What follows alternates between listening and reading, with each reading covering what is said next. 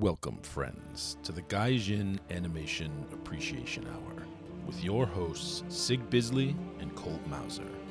Before we get started, please be sure to like this video and subscribe for more content just like this. Now, let the animation appreciation commence.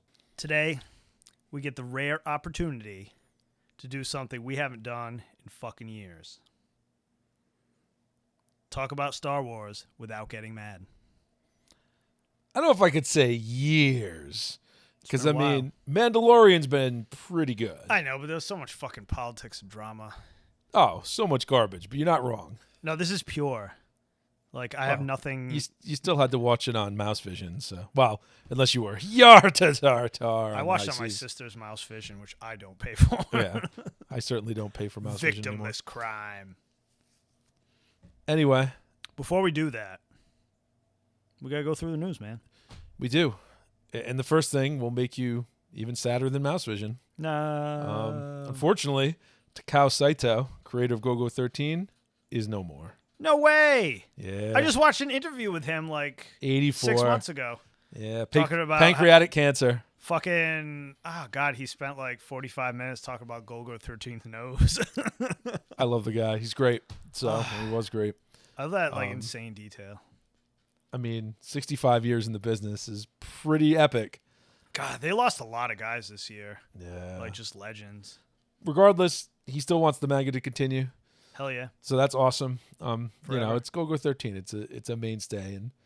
And I mean, he was a legend, but I think you could, if somebody working under him could easily continue that and it could be just as good.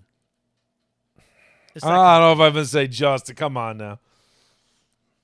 It's Golgo 13. It's probably lost a lot of its creative juices long ago. That's what I mean. But, it still sucks. Hate to see him go.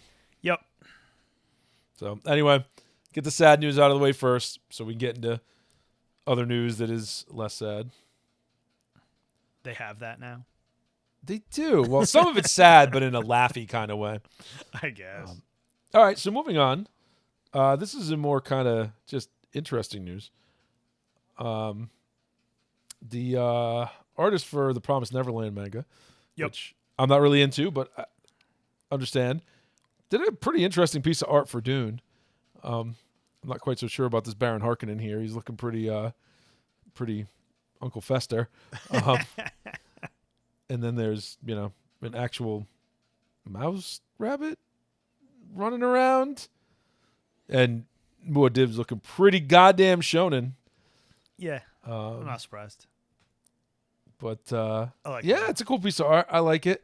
I like that, I like that Dune's going to blow up. I think it's going to be pretty good. God, I hope so. I hope it's good, and I hope it does really well. That Liet Kynes change is slightly annoying, but Sir barely appearing in the film. Well, Miss barely appearing in the film at this point.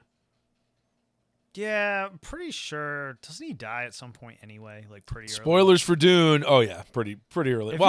Listen, probably towards the end of the movie. Yeah, in fact, it might not even be in this movie. The book's been out since the '60s. If you haven't fucking read it by now, and who knows? It may not be a spoiler for the movie because they could change it. But I don't think they will. In the book, he dies like halfway through. Yeah, so not that important. No, he's an important character, but more as like an underpinning. Why a woman would ever be allowed to be in charge of the Fremen? Whatever. I'm not. They were pretty big on Reverend Mothers, but yeah, why a non? Maybe she's gonna be. Is she secretly gonna be a Bene Gesserit now? I don't want to speculate on that. Yeah, I don't know. Whatever. Because I guess that wouldn't really matter. All the women that had power in the damn Dune universe were Bene Gesserit. Yeah. Because they ran everything behind the scenes. As long as they kill her off fast, it'll be fine. With that eugenics program. It'll be fine. Whatever. We'll see how it goes. Anyway, looking forward to the movie. Some of you have probably already seen it because the thing's been out for freaking weeks overseas. So we don't get shit anymore. Weird strategy. Like normally there's a week, maybe two. Not like, oh yeah, this shit's coming out in Norway in September. Like, everything has been fucking shitting its pants over here lately. So it's a strange strategy to wait 5 fucking weeks. Yeah, it is. That's weird. I don't know. It might work to get hype. Who knows? It's coming out date here on not Disney Plus. God, HBO Max. So that could be part of the Maybe method of the madness too. I think I'm actually going to the theater for that. Because the second it hits HBO Max, there's going to be 4K rips of it everywhere. So I'm going to the damn theater. yeah, agreed. The first time in 100 years, but I'm doing it. Hell yeah. No, I'm in. Not that I was afraid to go to the theater. There just wasn't anything. Nah, the theaters weren't really open, and then they were open, then they not. Yeah. Freaking blue states. Anyway. It is what it is. Moving on. So speaking of theaters, good topic. That's what I was speaking about. So they're going to be showing some random Lupin in select theaters. Man, that's kind of awesome. It looks like it's going to be part 1. Like one episode of part 1 with a dub. Okay. They're dubbing it apparently. Oh, really? Wow. Yeah. I find that all interesting. Like, I hope it all blows up, man, because I like old Lupin and new Lupin this season.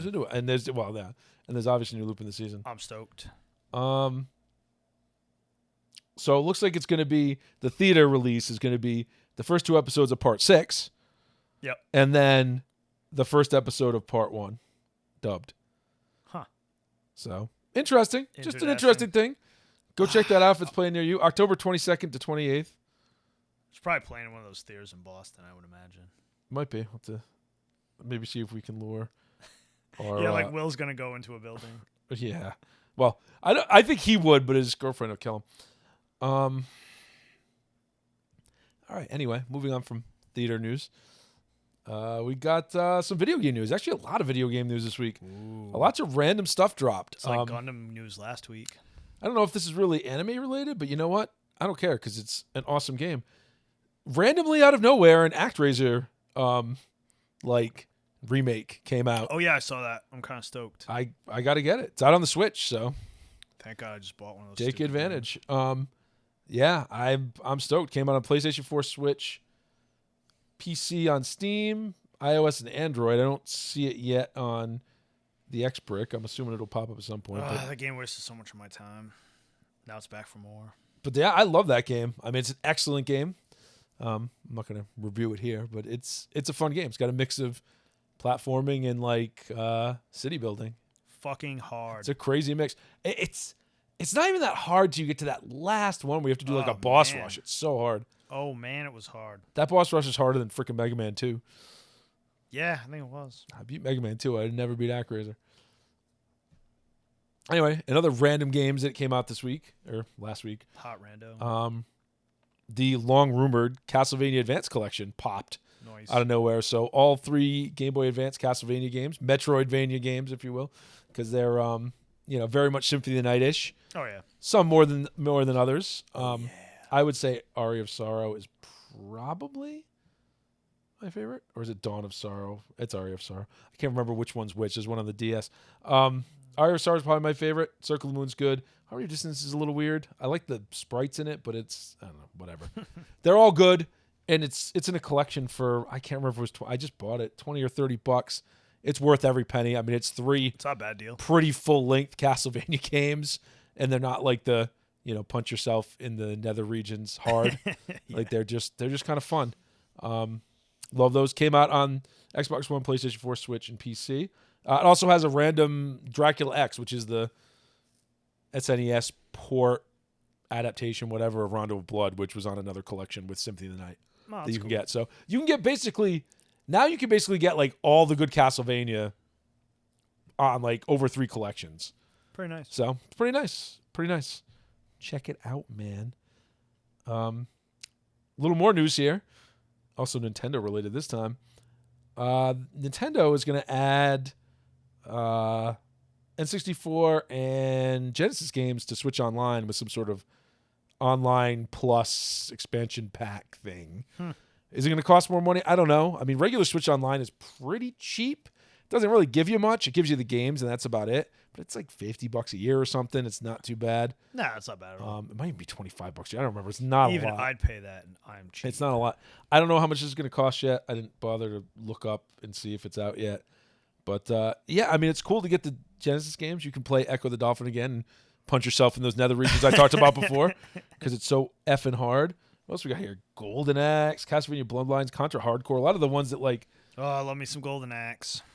That did not have, like, Nintendo counterparts. So pretty damn cool. Gunstar Heroes, of course. That's super cool. Shining Force, Shinobi, Sonic. Oh, Shinobi's boss. Streets of Rage, Strider. Oh, yeah. Streets of Rage is awesome. Phantasy Star.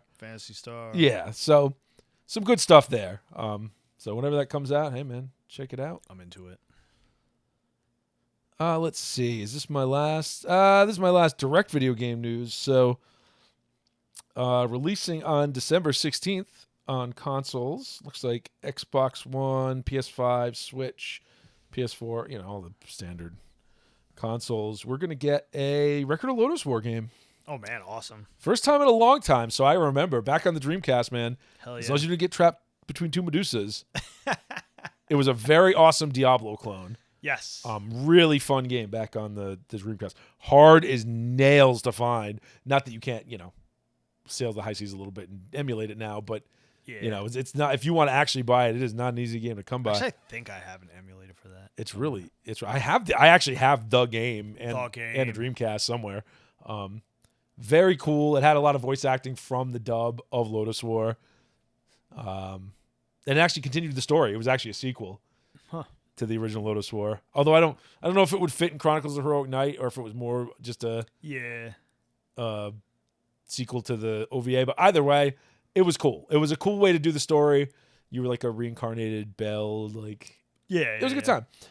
This one is a Metroidvania style. So if you're a fan of that style of Game Boy, you got a lot of freaking games because you got Lodoss War and you got the 3 Castlevania ones that just came out. So it is some of my faves. Looks fun. I think this is the same studio that did.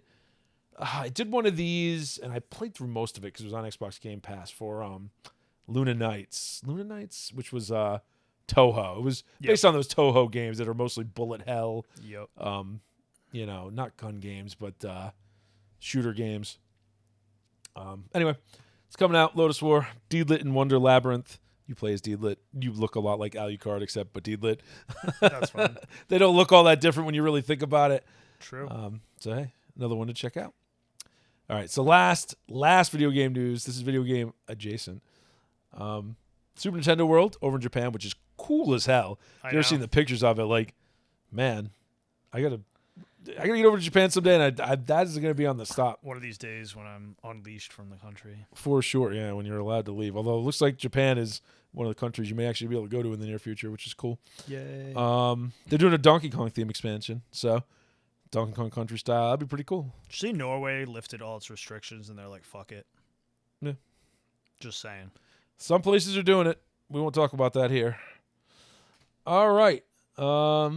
Next up, it's time for us to laugh at the Netflix Cowboy Bebop adaptation again. Oh, man, again? Yeah. They released the opening credits. They think putting Tank over opening credits with the same colors as the original Cowboy Bebop is somehow going to make their shit adaptation any good. It's like spraying Lysol on a pile of shit and expecting it's not. It to, Yoko Kanno deserves better. Good. Yoko Kanno deserves a lot better. Yeah. She did the soundtrack for Brain Power, just remember. Listen, man, Brain Power had so many talented people that did so many bad things. I'm just saying she's dealt with worse. Do a watch along someday. Just torture people to death. Anyway, it's out there. Check it out if you want to torture yourself a little bit. If you close your eyes, you can just imagine you're seeing the original opening and you'd be a lot happier. It's true. The whole thing just kind of makes me want to watch the original again, which is kind of nice. Yeah, I'm gonna pick up the Blu-ray soon. I think I want to watch it again. I always the ending always irked me a little bit. It's actually the right ending. I've come to the conclusion it is the right ending. It's correct, but it didn't follow its in-universe rules very well because yeah, I know what you mean. Yeah, I'm not going to talk about it too much because I think a lot of people are going to be watching it soon, and I don't want to spoil it. But there's some. Don't you dare! I'm doing it. There's just some. Yeah, there's some stuff that doesn't really fit as well with the rest, but it does, but it doesn't. I don't know. It's pretty good. I like it. Anyway, moving on. We're also here to laugh at American comic books again. And how they failed to leverage the ungodly success of Marvel movies, leverage that into comic book sales. Couldn't do it. Unlike Japan, where Jujutsu Kaisen, since the animes come out, their manga sales are up 650%. That's a lot of percent. That's a lot of percent. Because Japan understands synergy and how to make things sell each other. Marketing. Yeah. Yeah. In America, no. Because if you were watching all those Marvel movies and you went to go buy Marvel Comics, did you get Iron Man, Tony Stark? No, you got Riri Williams, Ironheart. Oh, did you get Thor, God of Thunder? No, you got Jane Foster, Lady Thor. It's kind of interesting because, like, you figure Disney would have clamped down on them and just made them do it. It's odd. Disney, it all got too woke. Because Marvel's in full, like, Marvel Comics, like, they're in full death spiral now. Like, there's no the comic book industry, the mainstream comic book industry is dead.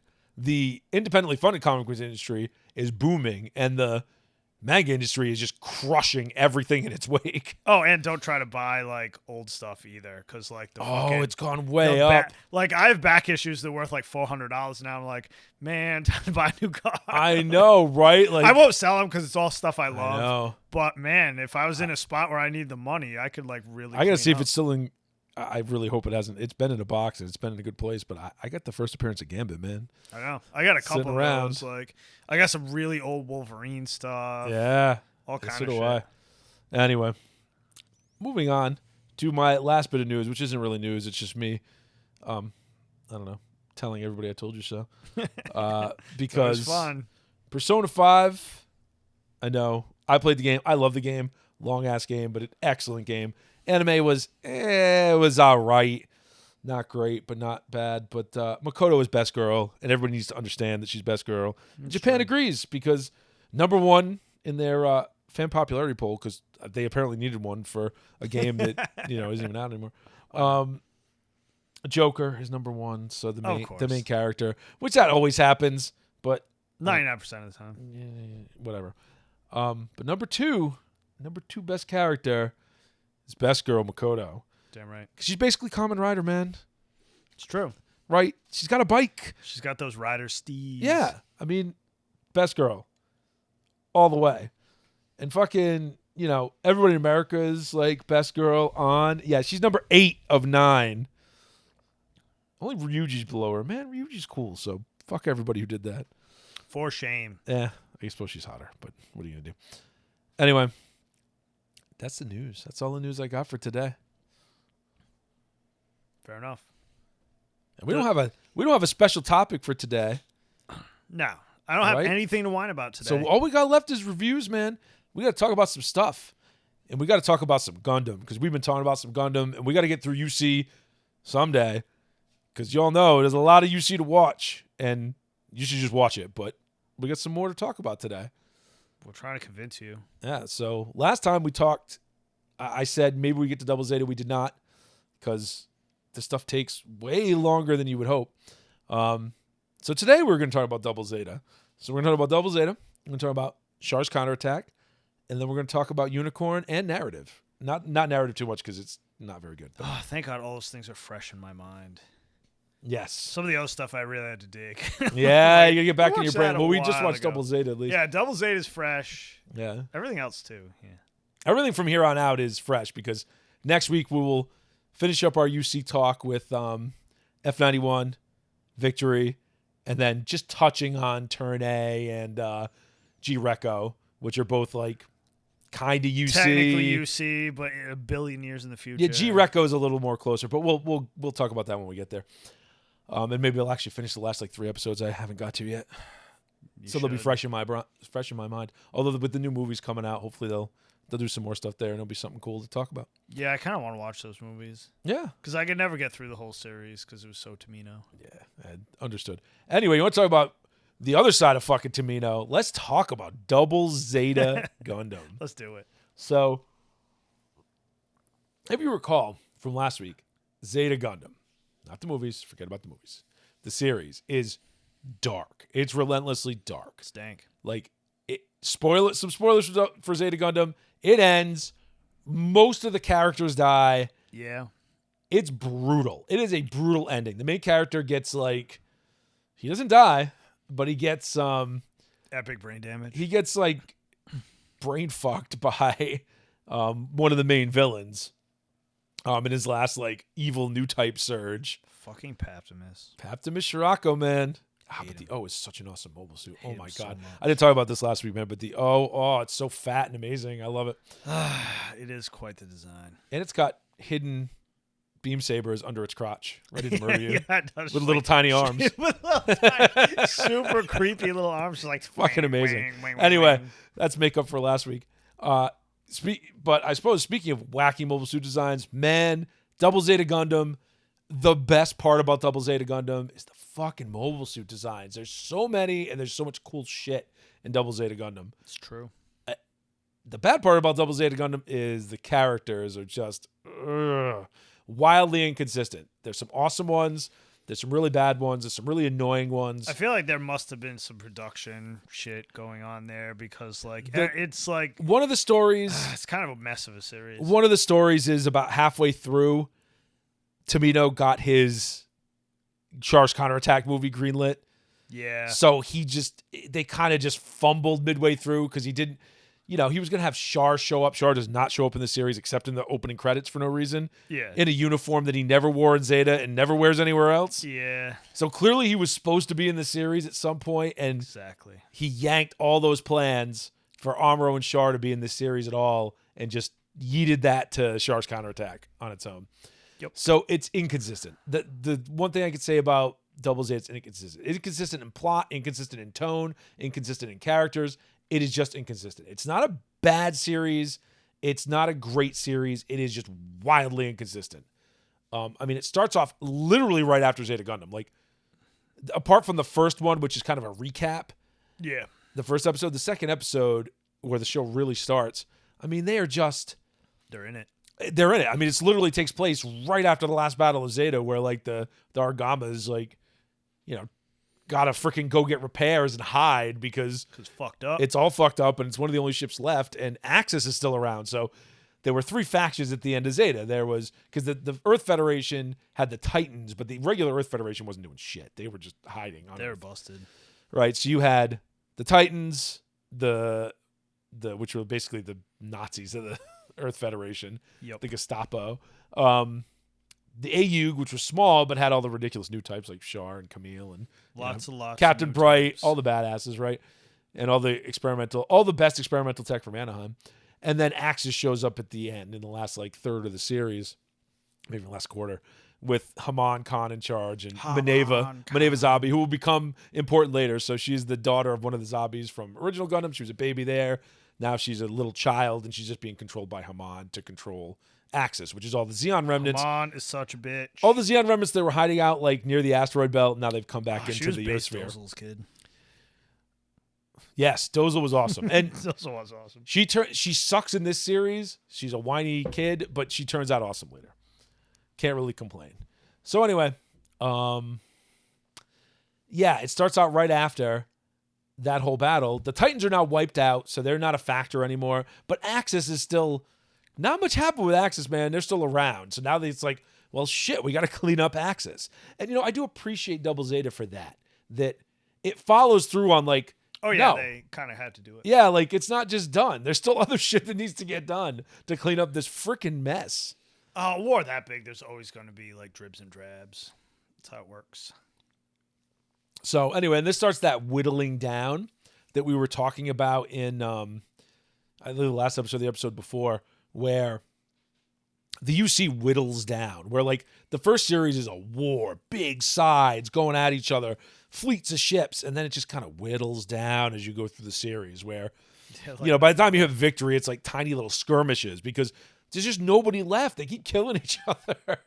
It's freaking insane, and Anaheim keeps making all the money.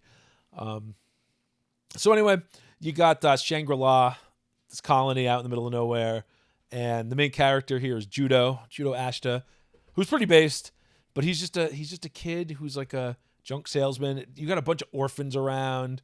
The classic Gundam orphans. Classic Gundam, they're all in their mid-teens, so they're classic Gundam pilot age, right? Yep. You got freaking Mondo and Beecha, who are really annoying for most of the series. So terrible. L is all right. There's a bunch of... L and Eno are fine. I have no beef they're with fine. them. Beechermondo or Dongs. Ruluka eventually shows up, and she's the most base just for her work at the end. So Double Zeta is just weird. It starts off very comedic. Like, there's a lot of weird comedy bits. Yazan's there, by the way. One of the biggest assholes in all of Zeta. Based Yazan. I'm going to violate you. Yazan shows up. And he is wacky. And he's having wacky adventures with junk sellers. And it's so weird. And there's a pig involved. I don't even know, man. They got weird, like, junk mobile suits. Oh, yeah, I forgot about the pig thing. It's real freaking weird. And then you got Mashmir from Axis. Yep. Who's like got the rose? He's obsessed with Haman, and then he's got a Zaku 3 at that point. I think he's got a cool mobile suit. Haman tells him shit, and like they do a cut of her telling him shit, and then how he sees it later. Oh yeah, and it's so like different. It's so different. It's so good. Oh god, he's such a simp. Yeah. So most of the series is Judo really being mad because they keep either stealing his sister, like at some point Haman kidnaps his sister. For no reason, just to be a bitch. And then later on, like, he thinks his sister is dead, so he's just out for vengeance for his sister. Most of the series is about Judo getting revenge for his sister. There's almost nobody left. Like, Bright's around, and even he's not around for the end of the show. They just wander around. Around episode 20, it gets serious all of a sudden again. Yeah, like super serious all of a sudden. Like, they're blowing up a freaking, space liner full of civilians, serious bombs. That's some Char shit. It gets crazy. Like, it's a wildly up and down show. I mean, I think I've babbled enough about Double Zeta. Do you have any thoughts you want to add about Double Zeta? Yes, Judo is the best because he beats the shit out of Wong Lee. You were right about that. 100%. That is my favorite fucking Fuck part. Wong Lee. Because like every series, like Wong Lee is just... Yeah, so he shows up in... He's like a random business guy that's like always He's funding the AUG. Yeah, he's funding the AU. And he shows up in Zeta and he's just a dick. Yeah, he's an asshole. He's always like slapping pilots around, like, oh, you goddamn kids, blah, blah, blah. And then he tries that shit with Judo, and Judo just beats the shit out of him. It's great. Judo does not give a fuck. It's so satisfying because you have to put up with him being like an asshole for like. Especially to Camille in the last show. Like, yeah, like, what you're Camille ever such a deserve prick. that? Like, fuck off. Yeah. There's some decent cameos here. There's some parts, like, there's a lot of sad shit that happens, man. Like, Puru, she ain't gonna make it out, man. Like, oh, poor Puru. And Puru 2 is just sad. And then, you get a little bit of stuff later because freaking Puru 2 shows up again. Well, it's Puru like 11 or whatever, but there's a bunch of clones. It's strange. Yeah, it gets wild. It's a good show, but it's not a great show. I don't know. Like, it's not really skippable. Like, if you really want to watch the UC and you're committed, watch it. You could skip and go to Char's Counterattack. It would mostly make sense. I will say, by the time you get to Unicorn, you'll miss out on a lot of the cool Easter eggs in Unicorn. Not that really matters, but there's enough cool shit in there. I would just watch it. I would watch it. I agree. And, it's because the kind of... I did watch it. And it's also the kind of series where if you wanted to, like, half-ass watch it, while you're hanging out with friends, you're watching it kind of... Yeah, you don't have to pay a ton of attention. You don't have to pay a ton of attention to it. Last even time though there is no dub. But But I was mostly drunk every time. And you get the gist. It's not complicated. Yeah, there's not a lot going on, so... And it does have some awesome fucking mobile suit designs. Dovin Wolf and, like... That's basically what you're looking at. It's got some really, really sexy mobile suit designs. Yeah. Good stuff. Anyway, I'm going to move on now. I'm going to move on to... Moving on. Char's Counterattack. Oh, Jesus. So, spoiler alert, Double Zeta Axis gets defeated. Because of course they do, right? So, now you have... they do. The AUG is basically non-existent. Axis is gone. Like, what the hell's going to happen, right? Well, your old buddy Char, who's very not dead, picks up the remnants of Axis, because, they're not all dead, and starts his own war against the Earth Federation. Because the Earth Federation, who hasn't done much for 2 series now, is like, oh shit, now we have to do something. Apparently. So you have the Londo Bell, which is like the good version of the Titans, right? It's like the more or less. Spec Ops kind of the although when you get to Unicorn, I can't remember their name, but there was even more Spec Ops version of Londo Bell. There's a lot of different Spec Ops. Ecos? I think they were Ecos. Yeah, something like that. Regardless, so you get the Londo Bell, and it starts off, and your boy Amuro is back in space. Oh, yeah. In the REGZ, which is an awesome mobile suit. Sexy. He's with Bright again. Bright's got a new fucking ship, boy. Got the Rakai Loom, which has an awesome name. Who has like smoked more expensive shit than like him? He's just like pissing through like Well, you figure, what is an aircraft carrier worth? Like, Yeah, right. $8 billion between or something? White like, Base, the Argama, he's not responsible for the Nihil Argama. Plus, that's still around in Unicorn. So. It's true. It's true. And then the Rock Lumi. And the Rock Lumi doesn't smoke. He still got that in. I mean, honestly, it's still around in. It's true. Hathaway, as far as I know. But oh shit! I didn't even bring that up. We are going to have to talk about Hathaway. Maybe we'll do that next week. Thank God. So I forget about it because it's so new, but it's so sexy. And it's right in there. Anyway, and it's very much related to this. This all ties together, and that's the cool shit about UC. Like, it's So not all tied together such that you couldn't watch pieces of it, but if you do watch all of it, you're very much rewarded. Yeah, for doing it's so. addictive once you get into the whole like thing. And you start putting pieces together, and if you've watched it more than once, or because you're not going to watch the whole thing more than once probably, but you watch like different bits more than once. And you can get in like there's a ton of side story manga and like shit. Oh, there's all that. sorts of yeah. We're not even going to talk about any of that shit. You could just go. There's down a that ton. rabbit Video hole games, all fucking sorts of stuff. Ever, and it's all canon. Anyway, Char's Counterattack, Londo Bell against Neo Zeon, which is basically Axis remnants that Char has now turned into Co-opted Neo Zeon, into his new thing. right? And you got Amuro, and you got it's the old fight again, right? They're gonna finish it. They're gonna finish the fight between Amuro and because Char. as right? we learned in Origin, fucking Char is a psychopath. Char is a psychopath. So that is the interesting thing. If you haven't seen Origin by the time you watch this, you're like, What's going on? man, this seems kind of out of character because you think Char, especially at the end of Original Gundam, and then in Zeta, you're like, this doesn't really fit. He seems like a cool guy now. This seems like he's gone way off the deep end. But then if you've watched Origin, you're like, oh, he's just a psychopath and he temporarily suppressed it. Oh, I get it. Yep. Anyway, I don't know what to say.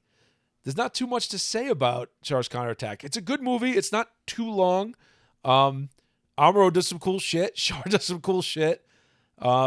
It's mostly a rule of cool movie. Like, it really a lot is. of really cool stuff happens. Char, the Earth Federation's dumb enough to sell Char an asteroid. Like he's not going to throw it at the Earth. The basic story is like Char tries to fling another asteroid at the fucking Earth for like the millionth time. And I mean, that's fine. Yeah, he's like, everybody's soul's been weighed down by gravity. It's not as bad as the third Death Star. It needs to recover, so to make it recover, we're just going to fling another thing at it. Yeah, we'll get rid of all the people. He buys it with a lot of gold because Char's got a lot of gold. Standard eco-fascist bullshit. Yeah, it's good. You do get the final showdown between Char and Amuro. You get the fucking new Gundam, which is sexy as hell. So hot. So you finally get to see Amuro using some goddamn Psychomu weapons with like the Ridiculous fin funnels and oh my god. And he just when he shows up in the new Gundam, he just wrecks everybody. Yeah, it's savage. It's worth a watch just for that. Like the story doesn't really matter that much. Yeah, it's just Hathaway will annoy the shit out of you. Oh god, he's such a stupid, annoying kid. Fucking cunt. It'll almost honestly, I'd almost say watch Hathaway. Gundam Hathaway first, so you don't hate him as much as you're gonna hate him after you watch this. I know. I went into that and I'm like, God, I hate Hathaway. I know. I didn't hate him completely in that, but like, it's still hard to. No, but they did a great. Well, they did a great job. We'll get into. We'll get there, yeah. But of making you not hate him, even though you probably should, because he does some stupid shit. But you're allowed to hate him because they add an extra character. Yes, that's like better than him, so you don't feel like you even care about him as much. Like, yeah. So. Yeah, sure. There's not much I can say about Char's Counterattack. It's good. Definitely watch it. You literally could skip Zeta and Double Zeta and go right to it. Yeah, pretty You much. could go right from Original Gundam to Char's Counterattack and not really lose anything, but I think you should watch Zeta and Double Zeta. If you're going to bother, just do it. Do the whole fucking thing. Plus, I think all the entertainment. There's so many episodes, and they're fun. I don't know. They're just fun. That's I love the point, it. man. It's a endless time I'm not going to belabor Char's Counterattack. I will tell you another spoiler. Bright lives. And that's going to be my spoiler for everything because Bright can never die. I'm surprised he doesn't show up in frickin' Victory. Right. He'd be like 600 years old. Let's see. He would be really 50, 80, 50, 70. He'd be 90. No, he's still It's the future, man. He can still be around. Yeah, he could be around. That's one weird thing that There's that awesome side story manga with Judo who shows up in Victory. Yes. Super cool. I always Gundam never did any kind of like life elongating. You know, like every other sci-fi series has like that shit where Unicorn kind of talks about it. So let's shift. So we've talked about Char's Counterattack. Really, all we have to say is watch it. excellent animation, hand drawn, decent plot, cool mobile suit battles. It's a movie, right? Like it's short. Mostly like Amuro versus Char final battle. Yeah. Just check it out. The story doesn't matter. It's cool. I mean, you could watch it cold. You could show it to somebody cold without knowing anything about Gundam. It's super fun to watch. And you can follow it. Enjoy it. That's one thing Gundam does a good job of. Very rarely you're going to watch Gundam and be like, I don't know anything. Like, yeah, you might miss references that you would get if you saw other things. But yeah, it doesn't matter. They do a good job where you can follow the plot. Let's get into Unicorn. Because you talk about elongating. So Unicorn is an interesting beast. It is, oh God, it's so sexy. I gotta check my pants after this. It is so sexy. Oh my God. I'm gonna go to the doctor to get my 4-hour erection taken down. It's gonna be more than 4 hours, man. Freaking Unicorn it's a very pretty show. I mean, it's made animation much is sooner. amazing. It's got every awesome design from that period of the UC. So many. There's Zeta stuff in there. There's double Zeta. There's so much background stuff. There's a part where like a bunch of freaking people have old Xeon experimental shit. So you get to see like old MSV designs that they never really animated. Like, oh my God, it's porn. cool. It's mostly just Gundam porn. It's mecha porn, and the story's pretty decent. It's a little, I would say the first time I watched it was a little hard to follow. Like, what the hell is this? I don't understand why this matters. I get it now. It makes a lot of sense. I liked it in series form better than movie form. Yeah, you said that. I've only watched it in OVA form. They don't even add that much. It's just broken up better. Not in series form. I most people hate the series form, but I think that's just because it came out later. So it's just, people like the thing they saw first. I guess. I liked it a little flushed out, but that's just me. Listen, they didn't add much. They just broke it up differently. I'm with you. Yeah, like that's all it is. And I mean, that's personal preference. It's good. So the main character here is Banerjee. Again, another 15, 16, 17-year-old Banerjee! Gundam pilot. Banerjee Lynx. The villain here is Full Frontal with the most ridiculous name ever because his name is Full Frontal. Who is kind of a clone of Char, not really. Wink, wink, nod, nod. Yeah, it's not actually Char. That becomes very obvious at the end. I won't spoil that, but it's very obvious that it is not Char. And then you got what's her name? Audrey Byrne. Yeah, Audrey Byrne. So this is a spoiler, so skip ahead 30 seconds. You want to hear this, but that's Minerva from original Gundam as a baby, and then from Double Zeta as a child, who's now 15, 16, because this takes place 0096, 0097 in there. So it's, what is it, 8 years after Double Zeta. Yes. Right, and 5-ish years, 5, 6, 7 years after Char's Counterattack, something like that.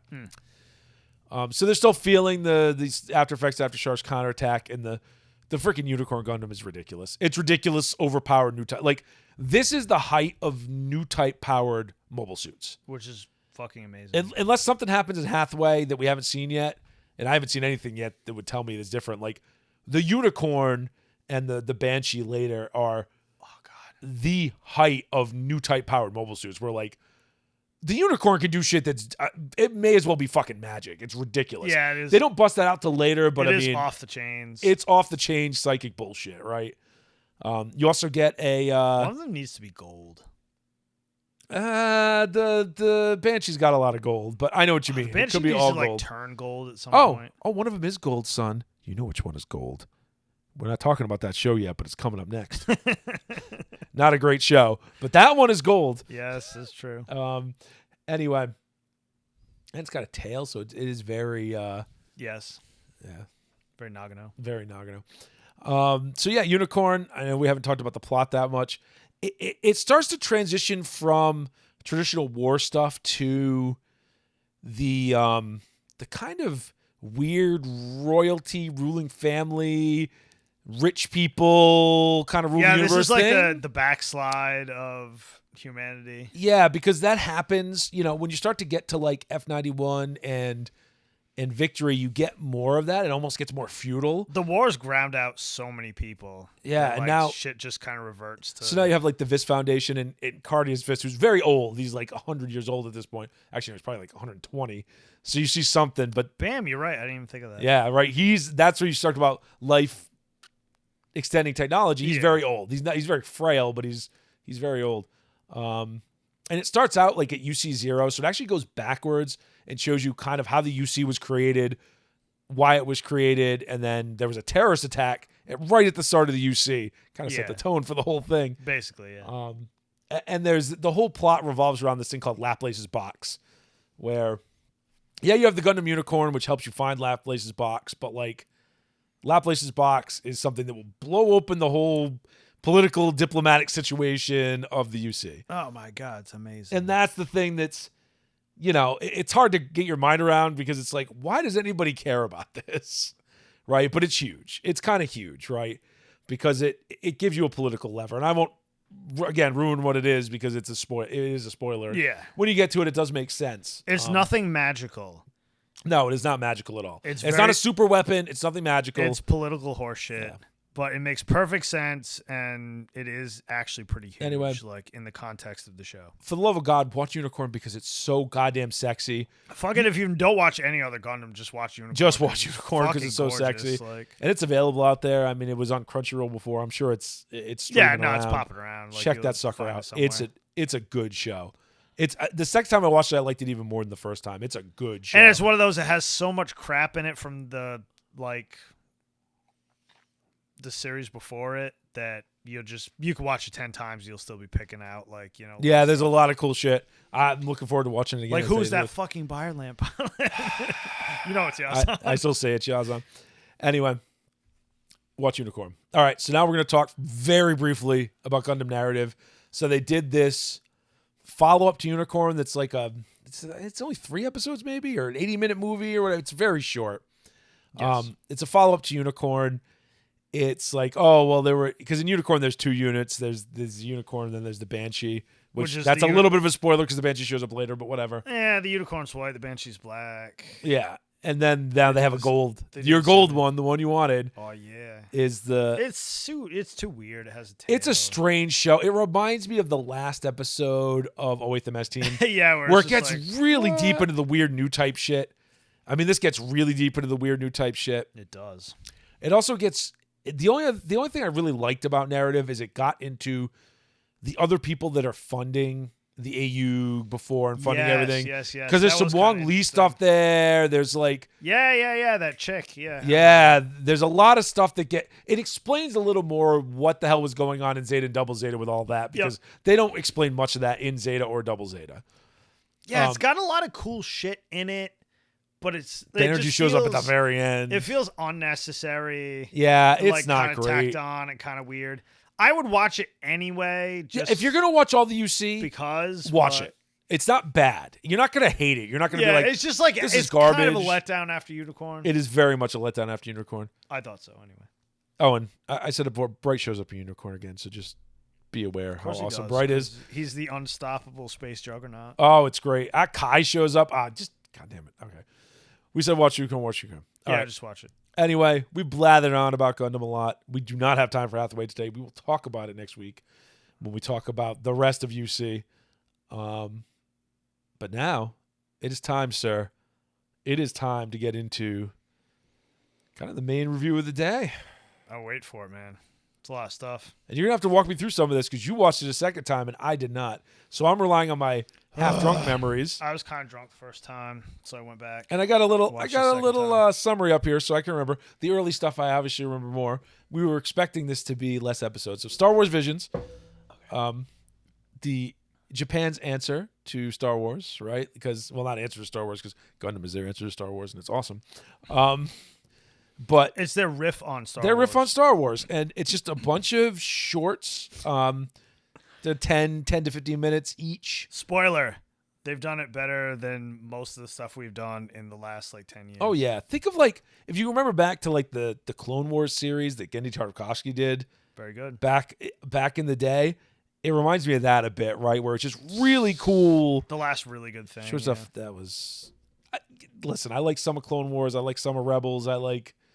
Oh no, yeah, there's some good stuff in decent. there. Yeah, the animated stuff they've done a much better job. Dave Filoni is much better than most. Anyway. Oh God, yes. So we're gonna get into it. We're gonna get into Star Wars Visions. Episode 1. So episode 1, man, the duel. This one's cool as shit. Animated by Kamikaze Doga. I don't know. I don't know. I'm not as familiar with modern anime studios. I'm a late 90s, early 2000s A lot of anime these I've studio never guy. heard of, to be honest. And I mean, I watch like everything. They did excellent work, so I can't complain. So The Duel. This is straight up freaking Seven Samurai. Seven Samurai, right? Yeah. Like it's Basically a village. It's the stock. It's Akira Kurosawa. It's black and white it's for the most Kurosawa. part. It's done in this cool black and white. I mean, the animation is a little shitty and a little digital, but you don't notice it because it's super stylized. Yeah, they stylize it enough to hide the digitalness. And it's It is a very little like digital. it's like very gritty and like kind of not scribbly, but like kind of like pencil shaded Yes, yeah. type of thing. It's like manga style. Yeah, and I mean, there's like they do colors. They stick to like red and green, which, you know, obviously because it's Star Wars. Like the only colors are like red and green. And it's basically the same story as Seven Samurai, more or less. It's very similar. Except there's a twist at the end, which makes it way better. Yeah, I mean, because there's bandits, but the bandits are all wearing like Imperial gear. Yes. And then there's like one guy. Like the bandits get screwed because the band. Well, everybody gets screwed regardless. The people that the villagers hired. I guess the mercenaries. The right? mercenaries. Mercenaries that the villagers hired to fuck over the bandits get screwed because the head of the bandits is a fucking Sith Lord. Well, he's a self-declared Sith Lord, but yeah. Well, her. Her. Yeah, you're right. It is a her. She's got a fucking red kyber crystal, so she must have done something. Exactly. And so then there's this random... Could be an ex-inquisitor, who knows? Yeah, there's this random Ronin, like, that's in the village, and he's clearly there for a reason, and he fights her, and I won't spoil it, but stuff happens. It's cool. It's got all that old school Kurosawa style. I liked it. I liked it a lot. And if you... God, and it... Adding that samurai aesthetic to fucking anything is awesome. Adding an Eastern aesthetic to Star Wars was nice because they've done it a little bit here and it's really there, cool. but not enough. It works so good too.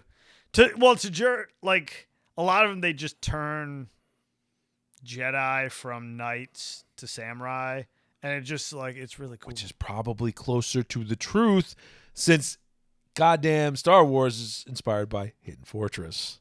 Yeah, it is. And Kurosawa stuff in general. So there you go. So it works. Back to the beginning, right? It works on every level. It's an excellent like Star Wars story. It's just good in general for any kind of story. Yeah, the first one is very good. I mean, most of these are good. So second one's a little more lighthearted. Tatooine Rhapsody, done by Studio There's only Colorado. two that I didn't. I mean, there's none I didn't like. They were all really good. Yeah, but well, like we'll get there. We'll get there.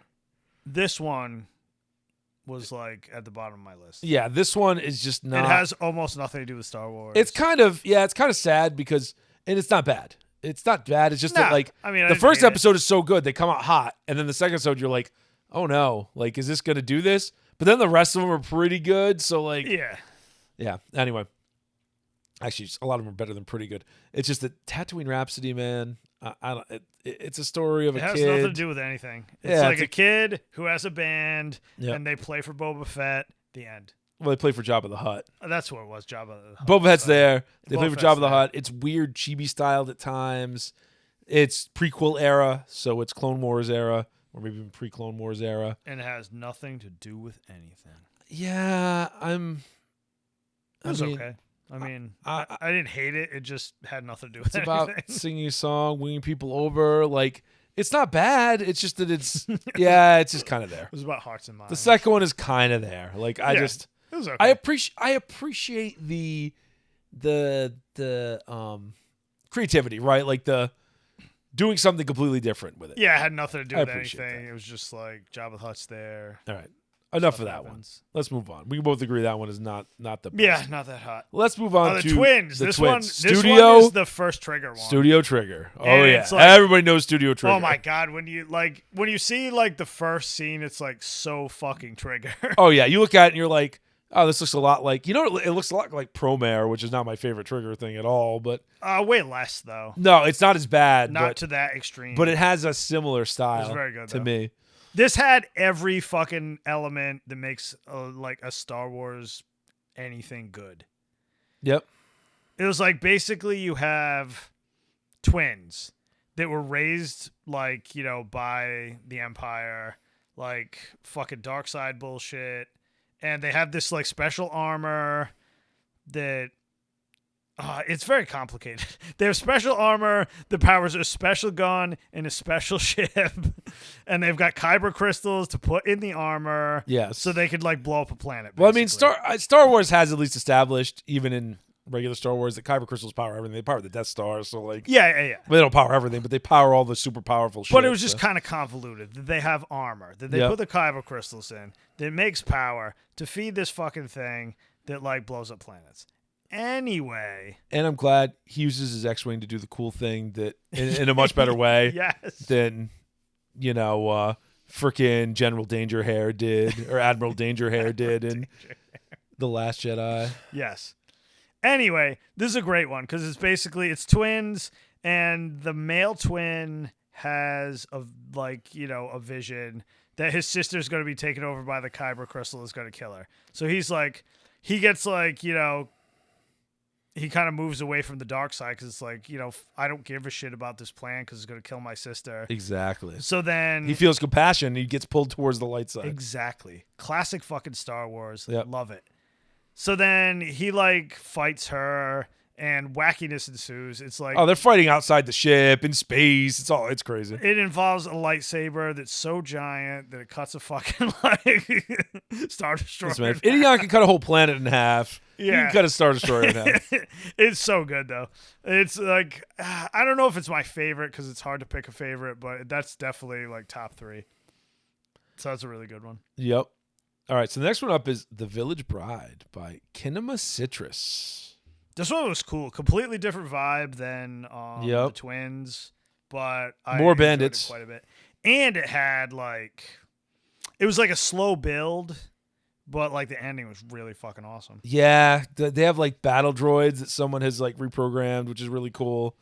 Yeah, like they ran the like Empire off the planet, but like, or whoever. And No, it was the Empire. yeah, it must have been. But basically, these bandits like find, you know, battle droids that they left on the planet, and then they reprogram. Oh no, it wasn't the them. Empire. It was the battle. It was the Separatists. Sorry. Yeah, You're right. exactly. You're right. But so they reprogram them, and they just use them to fucking steal all the villagers' shit. Yep. And like this planet is like very thick with the Force. Like all the villagers live like, you know, with the planet, and everything's very like, you know, harmonized and whatever. Yeah. So then like, and then there's these random like two, like this chick and this other guy. They're just on the planet. I don't even know what the fuck they're doing. They're just like taking picture stuff and like Yep. it never really says what they're doing. But then anyway, the bandits come. They want to take like the village elder as hostage. So like they can guarantee that they're just going to keep like sucking fucking resources from these like poor bastards in the village. But then the village elder's daughter takes his place, Yep. and it's like the whole thing is about how like everyone else in the village is like, fuck this, we should fight and blah blah blah. But like then the bandits basically find out that they're trying to screw them, and things go south. And there's battle droids and Jedi and yeah, and there's a random Jedi, and she has one of the coolest like Jedi scenes in the whole thing. yeah. It's a cool one. Because you don't know what she's doing at first. It's like, oh shit. This one wasn't my favorite one, but it was a cool one. I like this one I a liked lot. it a lot, Village Bride. Yeah. I liked it because it was a completely different style. Yeah. Than like the other ones. All right. So moving on. We're going to be halfway through here. The Ninth The Jedi. Ninth Jedi. This This one probably was is my hype, yeah. favorite. This one was hype. I like this one a lot. Production IG on this one, by the Yeah, way. this was a good one. I love this one. It's so good with all the different Jedi, like the whole construct where there's one guy who calls all the Jedi together. Yep. And is like, go get these kyber crystals. They come back to me. And I'm gonna have lightsabers for you. Yeah, and I have lightsabers made. They just need kyber crystals. Come back to me. And this is like the era where there was like no lightsabers, anywhere. Yes, and then they all light up their lightsabers, and boy, as it doesn't look good. Yeah. And they're all looking for this one Jedi who allegedly summoned them there, and then there's a plot twist. It's an awesome plot twist. Yes. And oh man, it's good. It's good. I like this one a lot. Yeah, I like how the chick that like is playing with the lightsaber, like the younger chick, like the main one. Yep.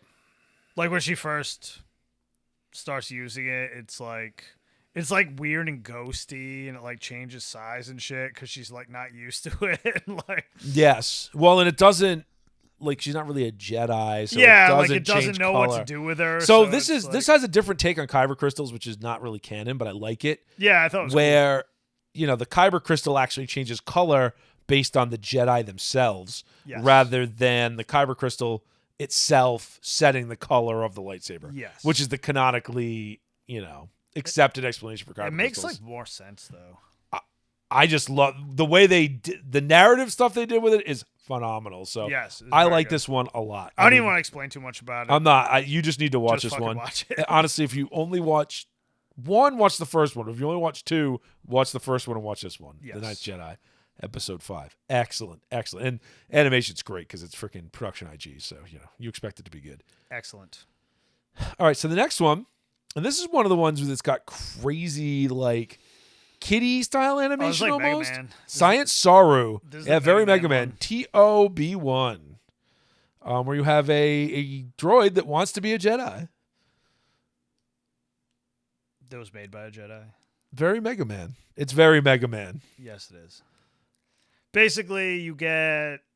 I mean, I don't want to spoil it too much, but like a Jedi in hiding makes a shit ton of droids, and one of them is like very human, and it like is obsessed with becoming a Jedi. Yep. And he sends it out. He's like, okay, if you could find a kyber crystal, then you have to do that before you become a Jedi. So he goes out looking for kyber crystals, and then he like,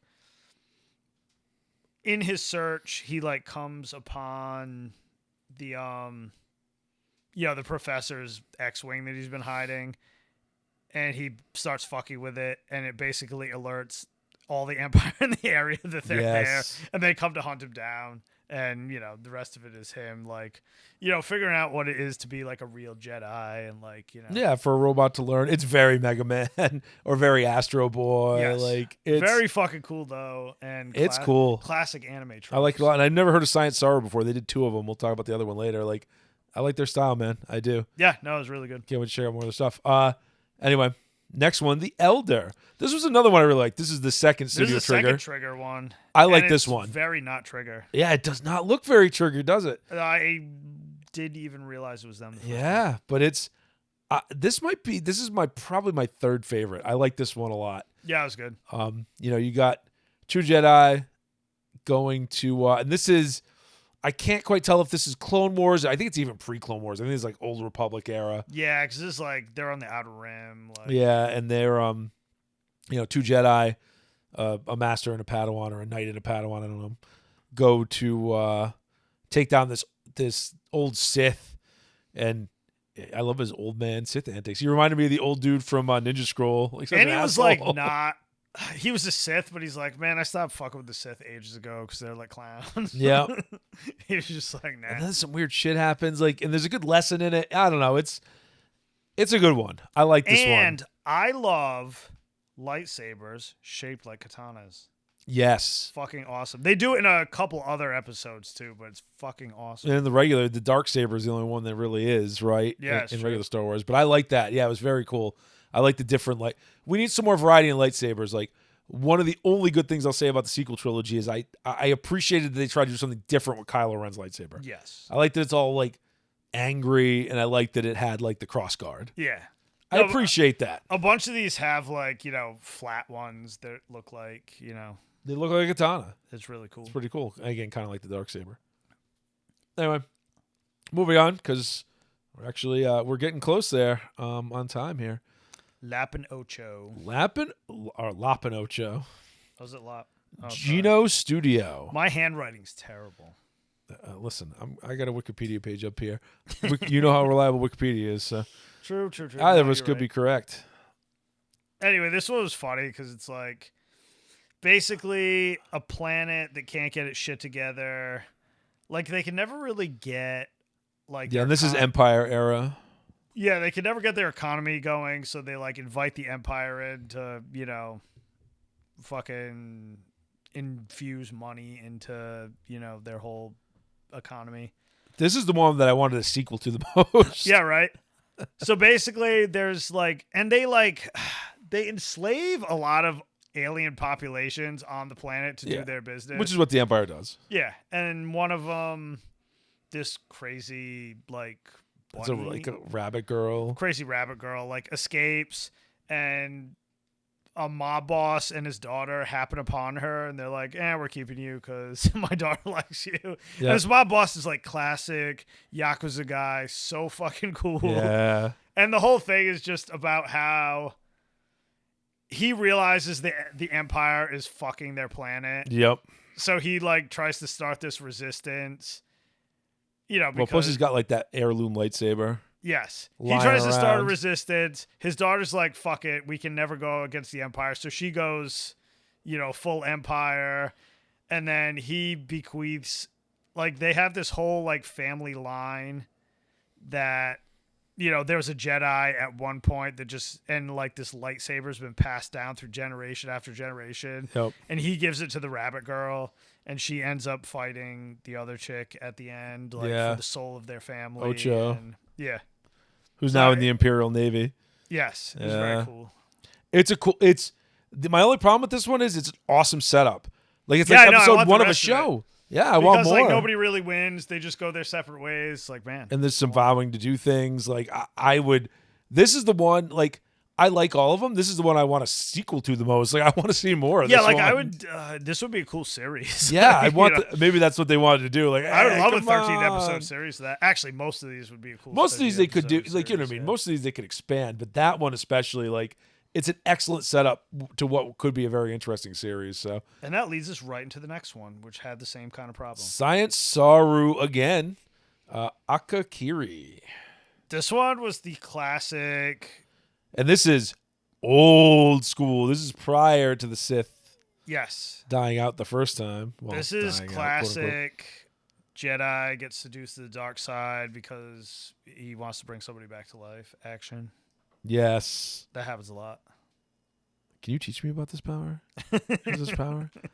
Sorry, I'm not up on my prequel memes. It's been a while. Right. I need to watch Revenge of the Sith again so I can get the whole Anakin Sidious speech going. Exactly. But anyway, it was cool, but it was very kind of abrupt. Like I think it should have been a movie. You know what I mean? To do what they want to do, I think it needed like another 15 to 20 minutes at minimum. Yeah. This one, unfortunately, this was when I was way at the end of that whiskey bottle, so I don't remember much about that. Every other one I remember most of them. This one I I rewatched don't it. got much to say. Basically, you got a Jedi that worked for this king, and like the king got murdered, and his daughter ran away, and his daughter wants to go back and retake her her place as whatever the ruler of this country. And it turns out that her her aunt, like the king's sister, was the one that killed the king, and she's like full Sith.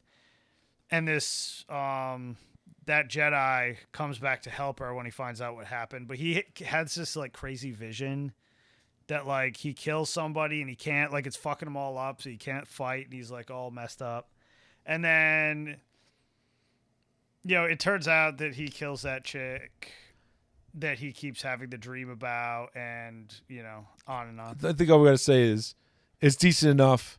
If you've gotten this deep into Star Wars freaking vision, you're going to get this far, and you're going to watch it. So you should watch it. Yeah. And so overall thoughts. Let's I don't sum wanna this tell up. anymore because I'll spoil it. Let's but sum this up. Overall thoughts. every single episode had every like bit of Star Wars that you need, pretty much. Yeah. And I mean, sure, some of them have those anime tropes, and if You're not used to them. Some of them may be off-putting, but It wasn't bad though. they were. Listen, I think they're pretty well under wraps, but there are some there. Definitely. I mean, the Rabbit Girl is a little, a little anime, Yeah, it and is some of what that it stuff. is. But I love them. I think they're great. You know, I think if you didn't know that a rabbit girl was an anime trope, you you might not know. Yeah, you you might would not just be understand. like, "Yeah, it's fucking Star Wars, whatever." Yeah, I would say watch them. It was the most fun I've had watching anything Star Wars related in a very long time, Since Luke Skywalker came back, and right? it brought me great fucking joy. In a good way. And there was no bullshit attached to it. No, it was just random stuff. Now, look, it's kind of cheating, right? So I got to be fair. It's kind of cheating because they're just doing little snippets of stuff, right? Like if you let like Jon Favreau and Dave Filoni loose to just do tiny snippets of awesome stuff, you would get, tiny snippets of awesome stuff. Yes. But I don't know. These were good. I liked them. I liked them a lot. Oh, it's just refreshing to just watch Star Wars with no BS. Yep. You knew there was going to be no crap. It's like everybody who worked on it was completely Japanese and completely separated from like all our trap. Yeah, there's no like, woke crap. garbage going on here Yeah, at it's all. just pure Star Wars. No Everything Gina was, like, Carano's. perfect. No Gina Carano's were fired in the in the making making of of this film. Yeah. No, it was just so nice. It was cool. And get me that La Pinocho series Yes. because I really want more. That was really good. So this one, we don't even have to like tell you where to find it. You know where to find it. Just fucking watch it. Every single one of them is good. Even the second one was good. Not great, but good. That's the only one that I wouldn't recommend. Like, it's not even bad. The rest of them but- were all cash money though. So Yeah. Check them out. anyway, until next time. Well, that's all for today, everyone. We'd like to thank all of you for tuning into another episode of the Gaijin Animation Appreciation Hour. Please remember to like and subscribe, and may your entertainment be always, well, entertaining.